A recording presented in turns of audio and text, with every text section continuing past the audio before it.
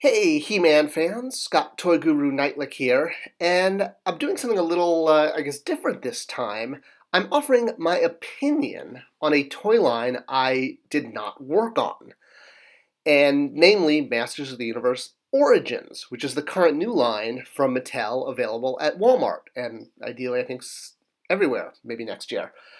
The reason I'm doing this is I basically get asked about this all the time. And, I was brand manager of He-Man for about 10 years, which is almost basically 25% of the brand's history. So I guess I'm quasi qualified to offer my opinion. And since it comes up all the time and in comments, and now that I finally actually found the product at retail, I kind of wanted to wait until I actually had it in hand before I offered, said opinion on it. So I guess all the stars align, and I'm more than happy to do this video and kind of talk about Origins and what I think about it and its sort of place within the MOTU collecting realm. And well, let's roll. So, for starters, I'm most excited personally to kind of cherry pick this line. I already have a definitive, He-Man line in classics with every figure done in scale, but for this line, I very well may cherry pick and pick up some of my favorite characters when they get to them. I'm not sure if I'm going to be all in on Origins, but it's definitely really cool. And it's very toyetic, which is my favorite part. I love that they're doing vehicles right off the bat. I think that is really wise and huge because MOTU has always been, especially when you're dealing with play, the play value for kids about vehicles and play sets. The figures alone are great to collect, like Classics was mostly heavy on figures. We did do two play sets and some vehicles. I also absolutely adore the art that they're using for the card backs and for the mock mini comics, etc. Axel is a close friend, and I absolutely love his art, and I think he is a great choice to be doing the artwork for Origins because he really understands the brand, and he's always going to sneak in lots of Easter eggs into his artwork, which I think is one of the coolest things about having him do art is all the Easter eggs he always sneaks in. Check out some of my videos on the mini comics, and you can see a lot more on that. All right, so art aside, the question I seem to get asked most is kind of what is MOTU Origins' place in kind of the He-Man collecting / He-Man playing with toy world. And for that, I really want to kind of do, well, what my company does is really looks at the emotional connection to a toy line. And what I love about these are these look, feel, and act like toys, which is awesome. So anytime I'm looking at a product line, be it a toy line, be it a beauty care product, be it a electronics, whatever it is, it's always about the emotional connection and coming out from that. Because when you understand the emotional connection, you can sell more product. Hey, check out spectrecreative.com for more about that. All right, so Classics was essentially an idealized version of the vintage toy. It was taking the vintage toy, updating it to current scale, which is 6 to 7 inch for most action figure lines, WWE, superheroes, Ghostbusters, that kind of thing.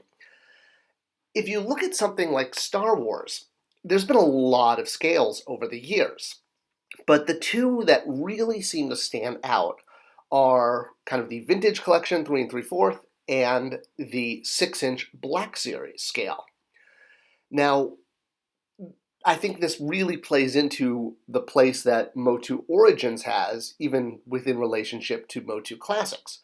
So for Star Wars, the 3 3/4 figures have been offered. They've actually been done in Black Series package, as well as the actual 6-inch figures that have come out in the Black Series boxed package. So you've got the same exact character in two different scales, but they're both highly articulated. They both have accessories. They both have a lot of deco. Definitely, with the collector in mind. These aren't like, figures that shoot, little, blasts out for kids. So why do basically the exact same figure and in this case, kind of almost the exact same package in two completely different scales. Well, for Star Wars and for Masters of the Universe, I think there's a very logical answer to that. So yeah, here's the Royal Guard. This is a 3 3/4 one. That previous image was a 6-inch one. But, without me saying the scale, it would almost be hard to tell which is which. The packaging is so similar in this case. But I obviously cherry-picked this example because I'm trying to make a point. All right, so 6-inch. What's the point of 6-inch? Well, 6-inch is sort of the modern definitive scale for action figures. So by doing 6-inch figures, whether MOTU Classics or Star Wars Black Series, you get to have your character interact with pop culture. That figure, Boba Fett here for Star Wars, can hang out with Spider-Man, can hang out with Transformers. Versus 3 3/4, that is a nostalgic scale. Star Wars, when we were all kids back in the 70s and 80s, was a 3 3/4 line.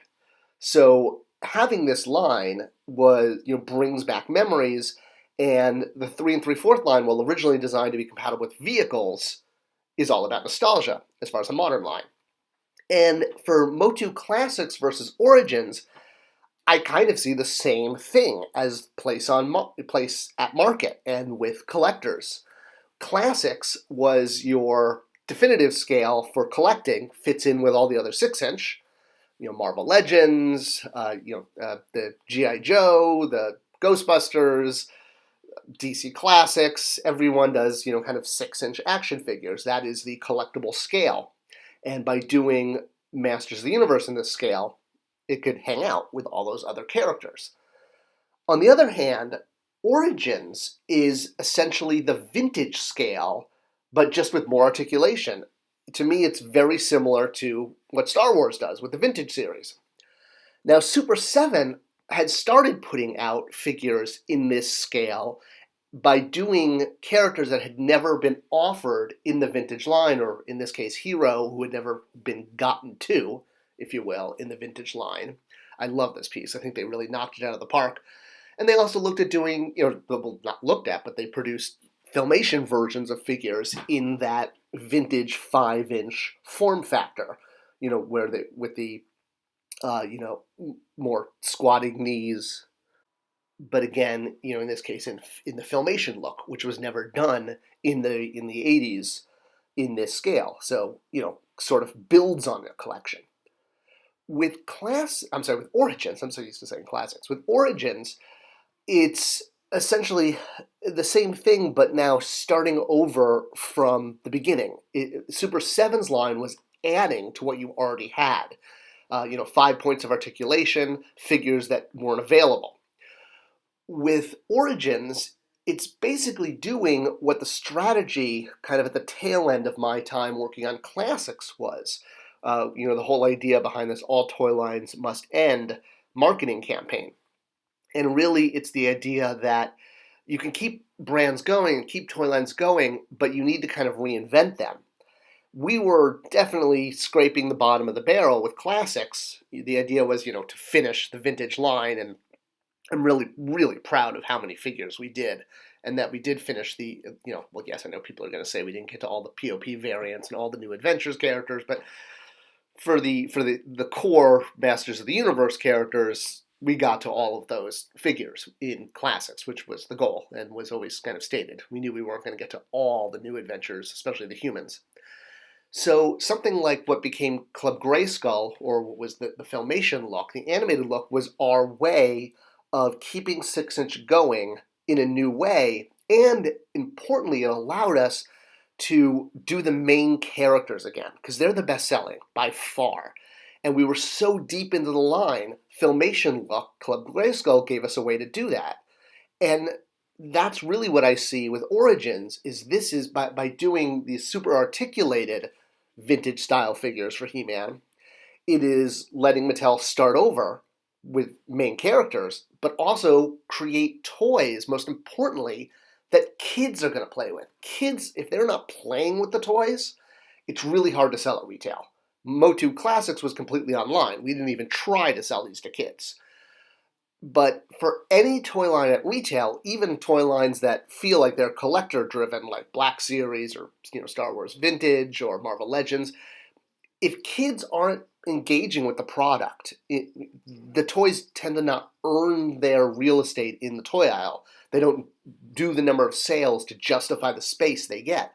You can see something like this with the She-Ra line that Mattel put out for the Netflix show.